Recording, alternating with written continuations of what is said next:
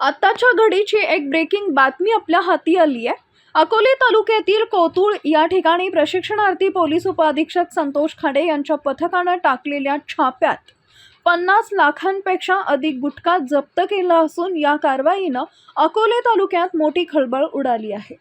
कोतुळ येथील नाचनठाव रस्त्यावरील एका गोडाऊनमध्ये काझी व पटेल या गुटखा व्यावसायिकांनी शेकडो गोण्याभर गुटखा साचवून ठेवला होता। या घटनेची पोलीस उपअधीक्षक संतोष खाडे यांना माहिती मिळताच त्यांनी या गोडाऊनवर रेड केली आणि मोठा गुटख्याचा साठा त्यांना मिळून आला। अकोले पोलीस ठाण्याचे एपीआय हजारे हे देखील या घटनास्थळी दाखल झाले। यावेळी पोलिसांनी 106 गुटख्यांच्या गोण्या ताब्यात घेतल्याची माहिती समजली असून 10 ते 12 आरोपी ताब्यात घेण्यात आले आहेत। गुटखा आणि इतर गाड्या पकडून सुमारे 70 लाखांच्या पुढे हा मुद्देमाल पोलिसांनी ताब्यात घेतलाय। मुख्य आरोपी काझी व पटेल हे आहेत। पोलीस अजून घटनास्थळी असून अकोले पोलीस ठाण्यात लवकरच गुन्हा दाखल करण्यात येणार आहे। अकोले टाइम्ससाठी अमोल शिर्के, अकोले। खास अकोलेकरांसाठी हॉटेल AFC घेऊन आला आहे रुचकर व स्वादिष्ट जेवणाची अप्रतिम मेजवानी।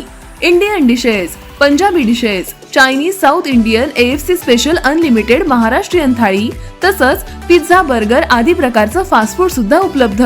फॅमिलीसाठी स्वतंत्र बैठक व्यवस्था तसंच बर्थडे पार्टीसाठी स्वतंत्र हॉल उपलब्ध।